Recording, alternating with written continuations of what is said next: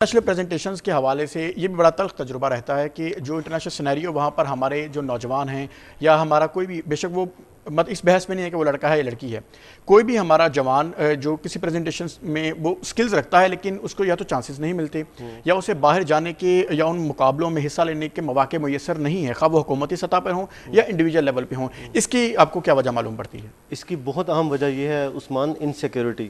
میں نے یہ ڈیفرنٹ لیولز پہ اس چیز کو دیکھا ہے.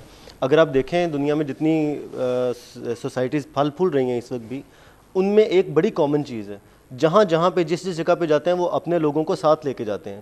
آئی وڈ اسپیسیفکلی کوٹ بھارت میں ابھی پچھلے دنوں میں ایک دوست آیا، اس نے کہا دبئی میں ایک صاحب آئے وہاں پہ کارپوریٹ سیکٹر میں، ان کو پرفارمنس پہ، اچھا آدمی تھا، پرفارمنس پہ ان کو ایک سیٹ مل گئی، رائٹ.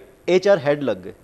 انہوں نے ود ان 1 year پورے ڈپارٹمنٹ کو بھارت کر دیا. وہاں سے لوگ آنا شروع. مڈل ایسٹ میں یہ پریکٹس عام ہے یہ پریکٹس. اور وہاں پہ لوگوں میں جو وہاں کے ریزیڈنٹس ہیں ان کا یقین اس چیز پہ پکا ہوتا جا رہا ہے کہ بھارتی لوگ ٹیلنٹڈ ہوتے ہیں. ٹھیک ہے، بھارتی لوگ ہیں جو دیانتداری سے کام کرتے ہیں. ایسا کیوں ہے؟ میں اگر جاتا ہوں تو مجھے کیا مسئلہ ہے کہ وہاں پہ جا کے میں ایک سیٹ حاصل کرتا ہوں؟ کیا میرے نیٹ ورک میں کوئی ایسا بندہ نہیں ہے جو اتنا ٹیلنٹڈ ہے جو وہاں پہ آ کے سیٹ فل کر سکتا ہے؟ مجھے کس بات کا خوف ہے؟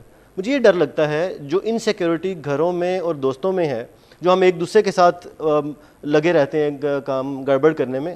ٹرسٹ کریں، دوسرے کو رستہ دیں، آپ کا رستہ اپنے آپ بنے گا. قومیں ایسی ہی ترقی کرتی ہیں. آپ میرے ملک کا حصہ ہیں، ٹھیک ہے، آپ میرا حصہ ہیں، تو اگر آپ گرو کریں گے تو آپ مجھے لے کے چلیں گے، میں گرو کروں گا تو آپ کو لے کے چلوں گا. تو اس میں اگر میں آپ سے ڈرنے لگ گیا کہ اگر یہ آگے نکل گیا تو میرا کیا بنے گا، تو یہ تو ویسے خدا کے نظام کے خلاف ہے نا. بالکل.